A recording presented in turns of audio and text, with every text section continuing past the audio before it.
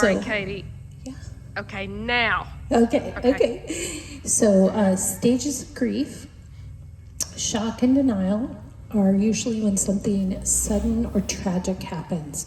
So that can be a sudden death, adultery, a diagnosis of an illness, and our body is responding in a way to protect us.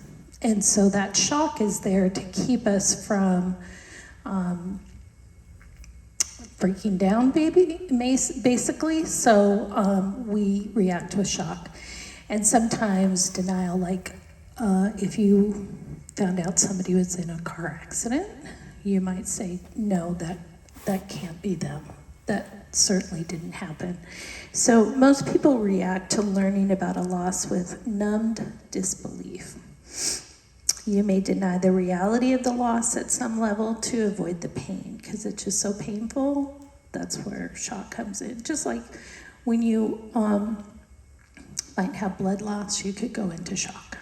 So shock provides the emotional protection from being overwhelmed all at once. And this can last for several weeks sometimes. And then secondly, up here is pain and guilt. As shock wears off, it's replaced with suffering of excruciating pain. Although it feels unbearable, it is important that you experience the pain fully and not hide it. Avoid it or escape from it with drugs or alcohol or any other kind of pleasure-seeking or denial or injury. You may have guilty feelings or remorse over things you did or didn't do with your loved one, or some circumstance you felt like you could have changed. Life can feel chaotic and scary during this phase. Number 3 is anger and bargaining. So that happens when you feel like you're frustrated. You're angry. This is a time for you to release the bottled up emotions. Maybe you've been suppressing them. You've been in denial and you've been suppressing them. You may lash out and lay unwarranted blame for your loss on somebody else. So sometimes it comes out in your other relationships. You can try to control extreme overreaction as permanent damage to your relationship may result. So it can definitely affect other relationships beyond this one loss. And bargaining, you may ask, why me? Or try to bargain in vain with God or your higher power for a way out of despair. And you may say things like, I'll never do that again if he can come back or she can do this. Or you're trying to talk yourself into something that will get you what you want. And that will lead to depression, reflection, and loneliness. A long period of sadness may overtake you. You might realize the true magnitude of your loss sets in, and it will sadden you. You may isolate on purpose, reflect on things you did with your lost one, and focus on memories of the past. You may also sense feelings of emptiness or despair. And sometimes we think to ourselves like, nobody's ever gone through this. Nobody else has ever, had their husband, with a 14-year-old, So you can isolate and just feel very ashamed or like nobody understands. So that loneliness and depression can creep in. The upward turn. As you start to adjust to life with your loss, your life becomes a little more calmer and organized. Your physical symptoms lessen and your depression begins to lift slightly. That's where you're kind of like, it's dragging on. You're feeling this every day, every week, and some time has elapsed and you're getting used to that pain. So Then you hopefully will make it to reconstruction and working through. You become more functional and your mind starts working again. You will find yourself seeking realistic solutions to your problems. And finally, acceptance and hope. In the last stage, you learn to accept and deal with the reality of your situation. Acceptance does not necessarily mean happiness. With the pain and turmoil you experienced, you can never return to the carefree, untroubled you that existed before this tragedy, but you will find a way to move forward. You will start to look forward and plan things for the future. You will be able to think about your lost ones in sadness without wrenching pain. You will once again anticipate some good times to come, and yes, even find joy again in the experience of living. So, the funny thing that I've learned about grief is that you can be jumping from one stage to another stage. It doesn't go in order for everybody. You're unique. It will change, and someday you'll have pain and guilt, and the next time you might be still denying. You might make some progress in your upward turn, but the next week you're depressed. So these stages are kind of guidelines, but they don't go in order. And for you, as you work through your pain and suffering, you could end up making progress and then going backwards. And you make 2 steps forward, 1 step back. So it doesn't happen exactly as this says. So right now, we're going to take a little time to journal. And the reason I did journaling is all of us in this room have different losses. And it's not just death. Sometimes it is a relationship or an illness. There's lots of different losses. And grief is the emotional response to loss. So, the emotional response to loss is grief. Okay? And sometimes those losses are disappointments, like your day didn't turn out right, and you could be sad about that. Or something like you've lost a child, something very big. But all of our losses in this room are different, and they're personal right now for you, and I'm not going to make you share or anything, but I do want you to write. And so I'm going to give you a few minutes just to write down some of your losses, and then you're going to choose one that we will work on today. Okay, so I'm going to give you a few minutes, and then you can look.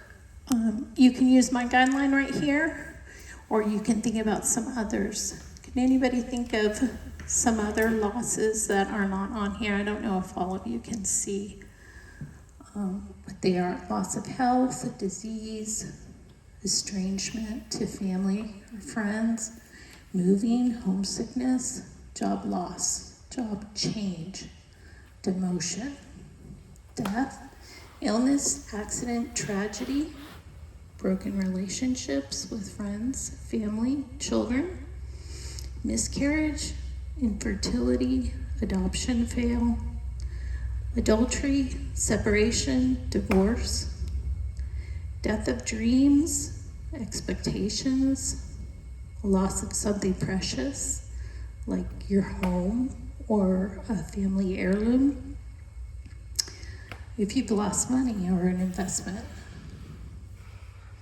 I'll give you something that I still grieve. So I met Deidre. She was my neighbor, and I loved our neighborhood, and I loved the home that I raised my kids in, and I still grieve over that home. It held so many precious memories, and some people might not think that's a big loss, but when you think about it and you have memories attached to that place and you can no longer have them again, you have a sense of loss. So that's one thing that I'm grieving, but there's other things on here that I'm grieving. I have one, Katie. Yeah. What about when you're disappointed in yourself? Like I look back and I think, gosh, I shouldn't have done that. Mm. You know, and you're so mad at yourself about it. Yes. You know, like even stuff back to high school. I had to call some girls from high school some years ago and apologize for some stuff. You know, well, it was one thing, but you know, like I needed to do that because I just felt like I needed to, and they were like, "Oh, I don't even remember that." But you know, just disappointed in myself for doing something that I should have known better. You know. Yeah. Let's call that regret. Yes. That's a loss when we regret something that we didn't do, when we could have acted differently. Anybody else think of any other losses? I can think of like 4 or 5 losses. One thing that I'm grieving is the health of my children. So I've got a lot of kids. Some of them have some pretty severe health issues. So that weighs on me.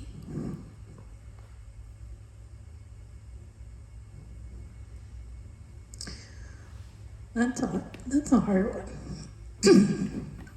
Sometimes you grieve for other people too. Sometimes, like when I say the health of my children, grieving for them, it's because their life is not going to be what they expected it to be.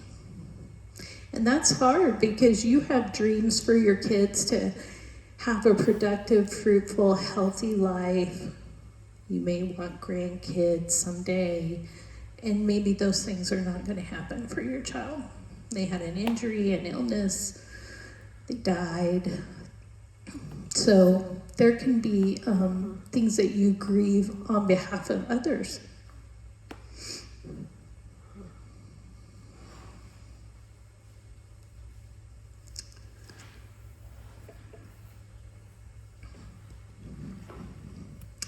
There's a few things that I wanted to share also. Sometimes we are grieving, we don't even know it. And we just feel sadness or sorrow, but we don't identify it as grief. Sometimes we have what's called anticipatory grief. And it's because we found out about something and we anticipate grief. So that can be in the form of, we just found out our friend has cancer and we start grieving for them. Or we just found out that we have cancer. Or we found out that we have to move from an area. And the loss hasn't happened yet, but it feels like it has. You've already started the grieving process. Sometimes it can be like there's a storm coming. For those of you that live in, like, maybe you've lived in Florida and you know the storm is coming, and you may anticipate a lot of storm damage, loss of home, loss of job, those kind of things. And then there's something complicated called disenfranchised grief. And disenfranchised grief is the grief that's not really culturally acceptable. And culturally acceptable grief is when somebody dies. And a lot of these, but sometimes what if your ex-husband gets ill or suddenly dies? People might say, oh, well, aren't you glad he's gone?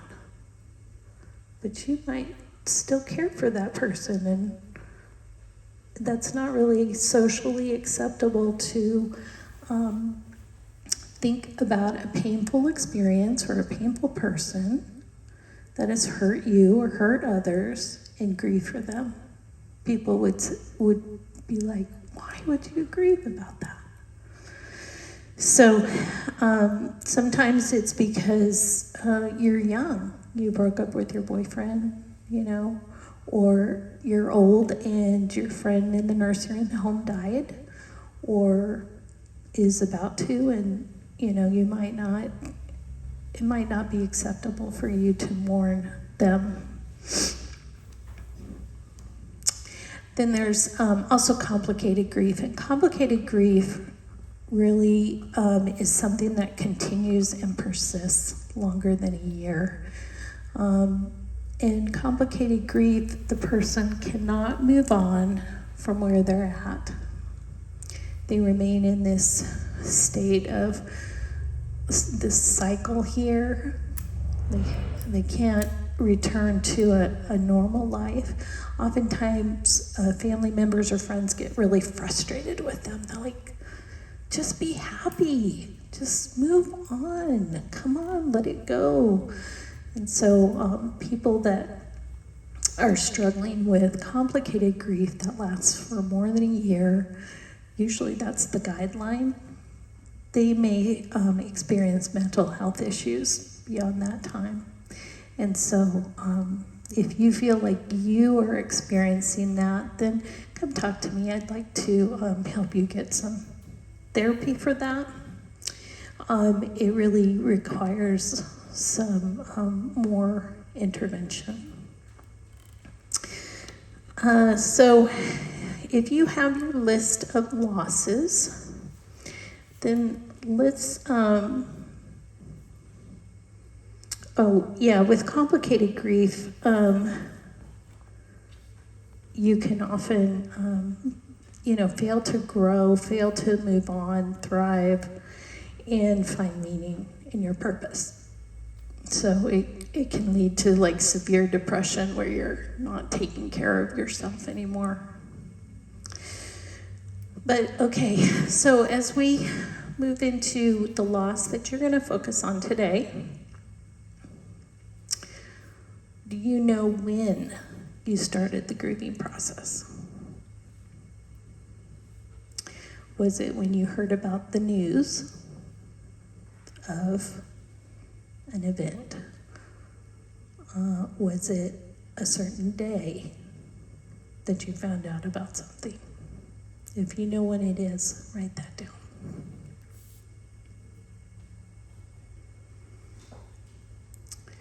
Sometimes you figure it out later that you're grieving.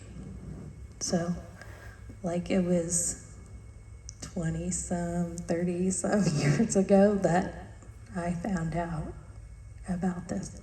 30 years. And I just, this last season, figured that out. That was grief. So, but sometimes it can be anticipatory grief. So, like if you found out some news that you knew was going to end up being a loss, you are going to go into bankruptcy and lose your home. You might have a date or a time for that.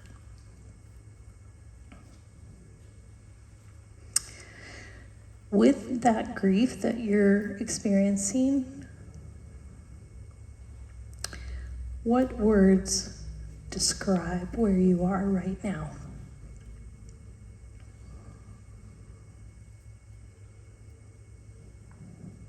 You want us to write that down? Yeah. Go ahead and write. What words are you experiencing? How would you describe your experience right now with the grief? Anger, remorse, bewilderment, denial, sorrow,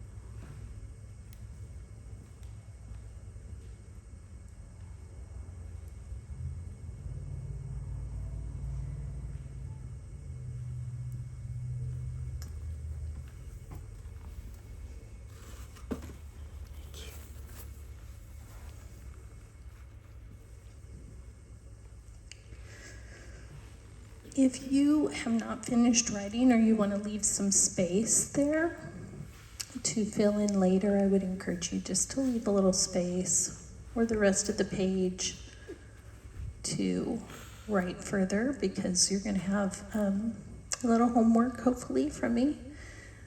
But and we may not have enough time to get as much writing as you need to do. I'm doing writing because it's a right-left brain with movement. So you're using your right and left brain when you write and think at the same time. And any kind of physical movement while you're healing is healthy. So that's why we are journaling. And some of you may not be willing to share or talk, or you're figuring things out. You're not really ready to share. And that's fine. That's good. This is a process. Katie, did you say that physical movement helps us heal? Yeah. So even just writing, the practice of writing and journaling is healing. Walking, gardening, Dancing. dancing. That's a great one. I do that. Like That's I a turn on great some one. worship music and I just dance. Me and the Lord, just me and the Lord. We're just dancing. That's great. That's great. And I never realized until you just said it, because I've noticed when I get stressed, I want to do that. Yeah. You know, I just isolate, I turn on some worship music and I dance. Yeah. And I pray Yeah. and That's dancing, good. and I just know He's there, and that's makes sense, yeah. Healthy coping mechanism. Yes. Yeah, it's healthy. It's a healthy coping mechanism I didn't even know, but it's, you know, if I feel inclined to do something, I just tend to do it, you know, Yeah. and I didn't even realize it. Yeah. It's very healthy. So anything you can do with your hands, knitting, drawing, painting, fixing something, anything that you can use your mind and your body to do is part of the healing process. So that kind of leads me to the next question. What have you done to help yourself?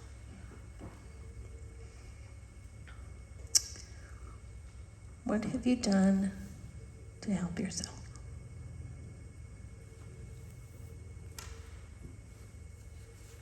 Maybe you've taken on a hobby. Maybe you're decluttering your house. Maybe you're walking daily.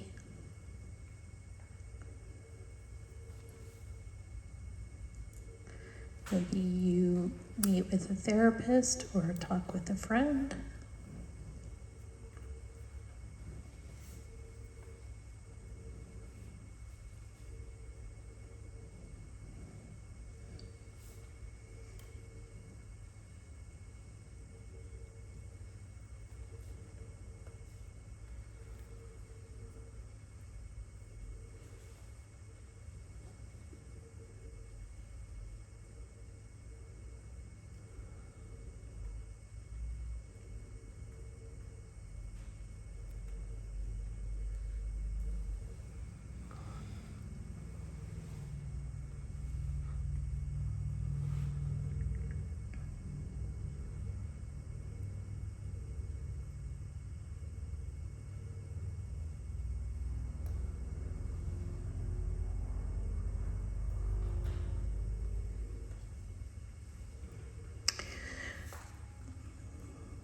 Do you feel like you're making progress?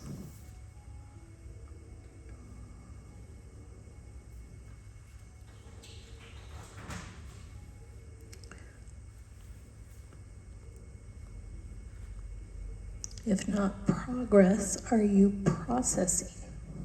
Are you able to sit with that grief? Because the first step is to process what you're going through. To see it, feel it, recognize it.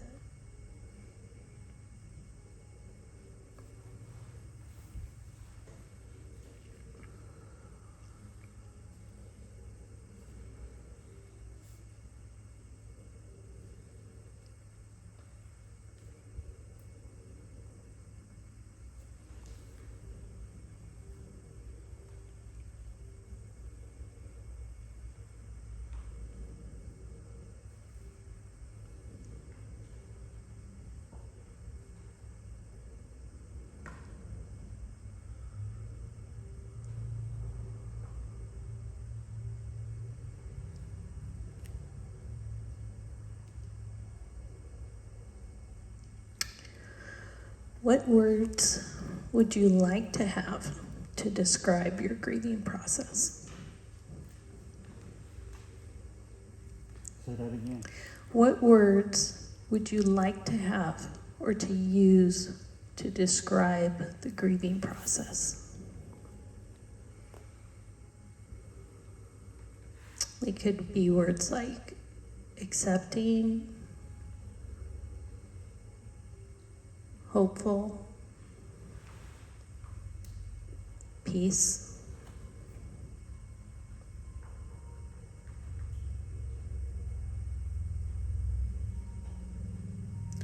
no regrets,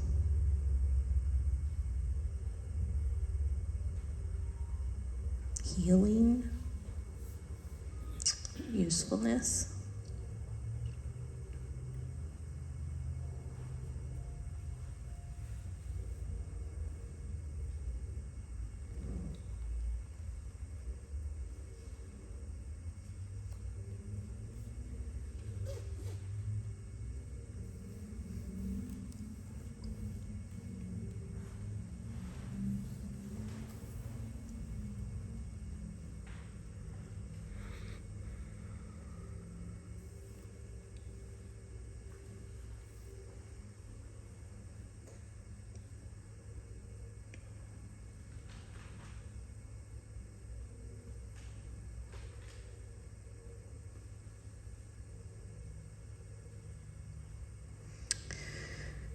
Finally, why is grieving important?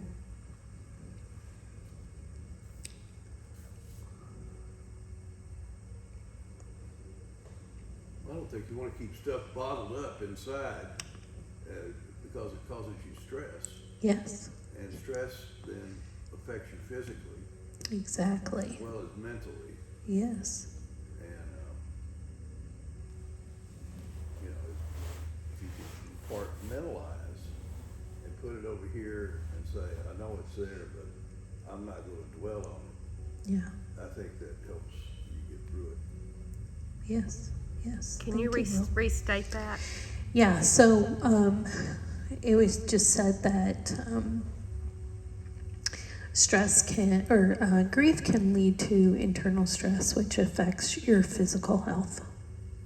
So that is so true, because if you do not process that grief and experience it and begin to work through the sorrow and sadness, it can really harm your physical health.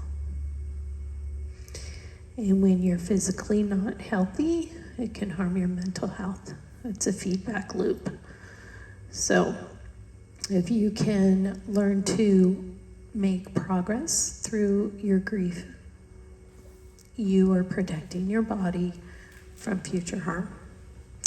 I have somebody very close to my family that, for example, went through several really hard job losses, and then went through cancer, and went through some more job loss and got cancer again. And this person did not know the physical effect that it was having, his grieving was having, because he was suppressing that emotion. So when you suppress emotion, sometimes you have a really high pain tolerance. I have a very high pain tolerance. Guess why? Because I suppress my emotion. I suppress my sorrow, my grief, my longing.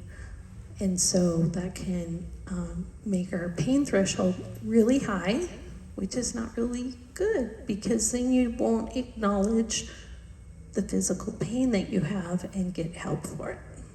You can end up suppressing and denying that.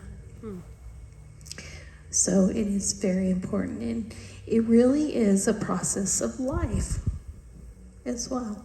We all grieve, whether we want to acknowledge it or not, or we don't want to deal with it. It's a part of life, because we all love. When we love, we lose, and we have grief. And just being alive and being a functioning adult will have losses and grief. And we need to be able to process and understand it so that we can make progress forward. Because my goal is to help you make progress so you will be able to help others with their grief.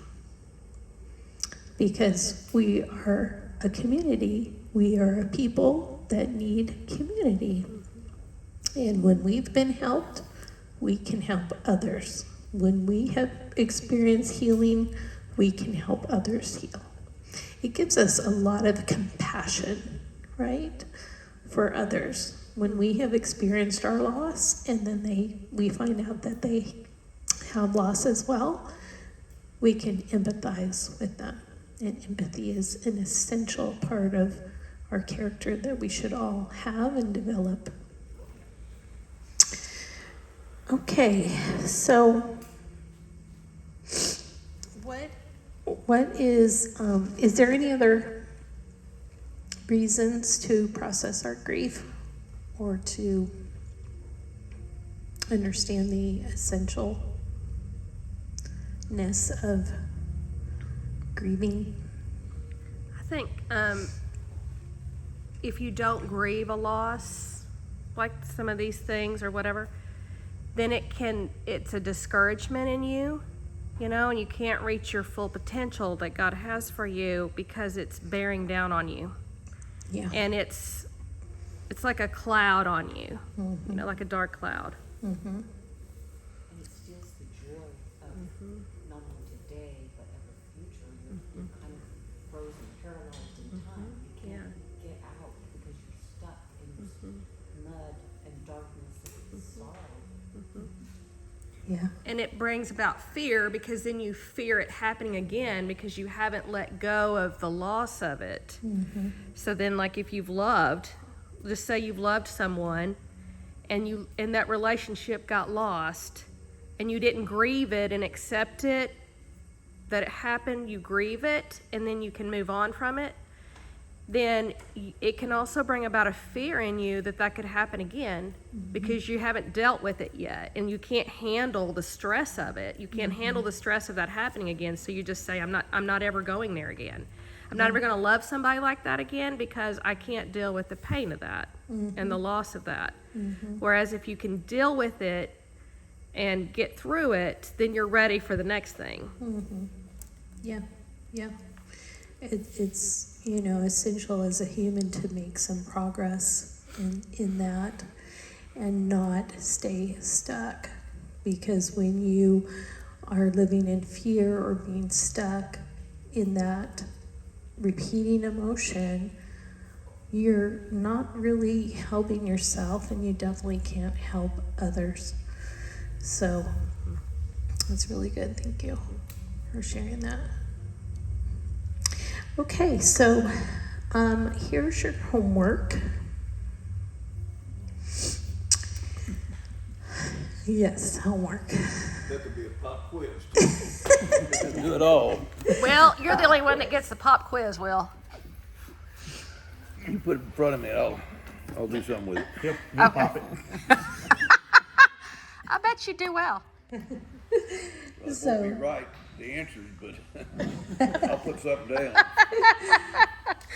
Yeah, so this one might be hard or it might be easier for you. I don't know because I don't know exactly what you're grieving. But I want you to, this week, if you can do more than once, do it. If you cannot do it more than once, do it just once. What thing can you be grateful for because of the loss you've experienced? One thing, and I want you to write this later on in the week and review it. What thing can you be grateful for? What can you give gratitude for through your loss? something that you can be grateful for because of the loss. Mhm, mhm. And if you can write something daily that you're grateful for, that's even better. Because you're starting to see that there's something good that came out of it. You get extra credit. Yes, I'll give you extra credit. I'll give you some more chocolate, Will, because I already know you like it. So Katie, in your, if you don't mind sharing, and I wouldn't ask you this if I didn't think you would, but Yeah. what is something that you're thankful for from your loss that you shared about your husband and the divorce and him pursuing other women and that, and like when you were like now, like what is you that you think are grateful for in that loss? I can answer that. Yeah. She met her second husband. Yes. So this is my mother, in case you didn't know. And there's my dad right there. Yes, that's one of the biggest things, is that God gave me a wonderful man now. And he's nothing like my first husband. And he adopted my sons. And we have a beautiful, loving, caring relationship now. And that's just one thing. He also is and was a wonderful dad to my sons. Didn't treat them any different. And then when we had our girls, he was a wonderful dad. Still is. In fact, he's not here today because he was doing taxes for one of my sons and teaching math to one of our daughters. So he's a busy guy. So, but yeah, that's one thing that I'm really grateful for. I got to start over, and now I have the dream marriage that I didn't get with my first husband. Okay, so And you probably would not have realized how great it is Yeah. without experiencing how bad it can exactly. be. Yeah. So I want you to see how that trial of loss or sorrow, has turned out for good in your life, one way or another, if you can. And then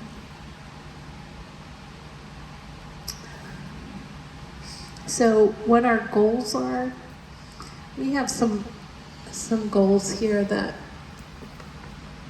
as you are thinking about your grief, thinking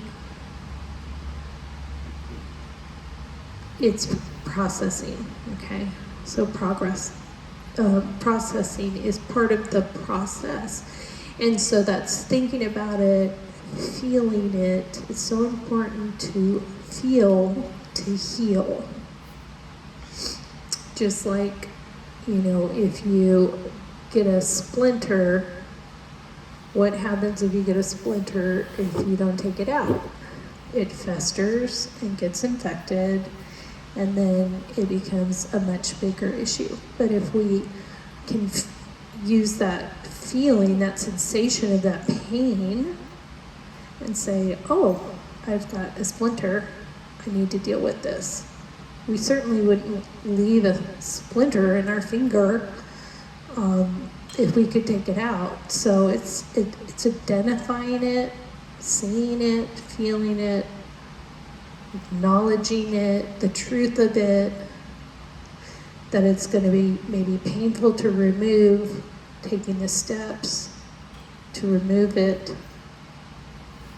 That's part of the processing.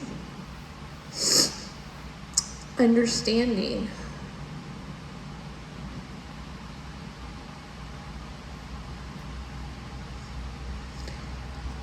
Understanding. And I'm going to add this with compassion, because sometimes we're not compassionate with ourselves. We have such high expectations that we're going to do everything perfect, or we are not patient with ourselves, like, I should be over this by now. this really sucks. I hate this season, but we need to understand that we are in process. And so we're understanding, just like, we're understanding that there's a wound on our finger. It's gonna take time to heal. We might need ointment. We might need a Band-Aid. We're understanding the situation. Understanding with compassion. You're gonna love yourself enough to get, a needle, to get tweezers, to get some alcohol and get ready to remove it.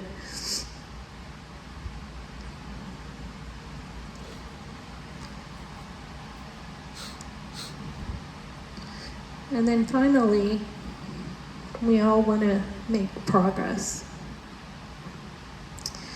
And I cannot tell you that the grieving process will end. Like, it's not like you get to a year away or 2 years away and you don't feel it anymore. Because you may always have sorrow, you may always have sadness at the loss that you suffered. Just like my home, like, I'd like to heal enough to know when I drive through the neighborhood, like I could remember fondly the home and be okay with not living there. But right now, I still want to live there. So that's, something that I would like to grow and progress to say that was a beautiful season of my life, but I'm okay with where I am now. But if it's the death of your spouse or a broken relationship, or you know that you do not have your physical health anymore and may never have it, there's can always be a connection with sorrow or sadness with that. So don't feel like just because you still feel it that you haven't made progress, that you haven't had understanding with yourself, that you have not processed it.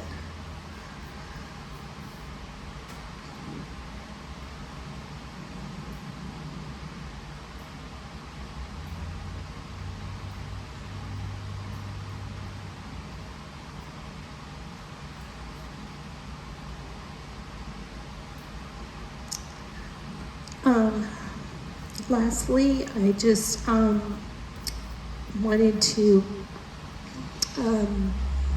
offer to pray with you if you need prayer. I am a chaplain and a life coach, and so if I can pray with you, I would love to do that. If you are open to that, we could pray privately. I also do spiritual counseling, so if you feel like you need one-on-one time with me privately, you can reach out to me. Also, if you would like me to send you a weekly encouragement as you go through this process, you can come see me and I can get your phone number or your email, and I'd be happy to share some encouragement. Katie, can you speak out your phone number on the video and your email address and then write it on the board? Yes, okay. So my phone number is 479-586-4398.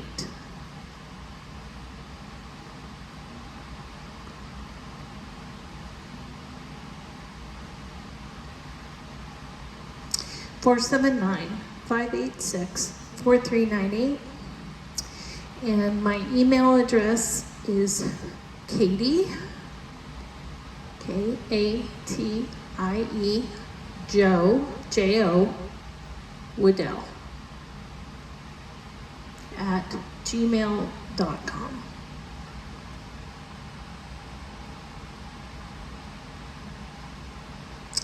And I can meet you here. I can meet you at a coffee shop. I can even go to your home if you're not too far away. So, we are going to meet here for the next 2 weeks, and then I will be traveling, and we'll conclude our 4-week session. But if we get a good response and you want to continue, I will continue to bring material to help you process, or if you want some time with me alone, or you just have some other needs. Maybe you want some life coaching or something else from me. I'd love to talk with you about that. But I really thank you so much for coming today. I really am so overjoyed to have you all and to meet you. And I'd love to be of service to you in the future if I can do that.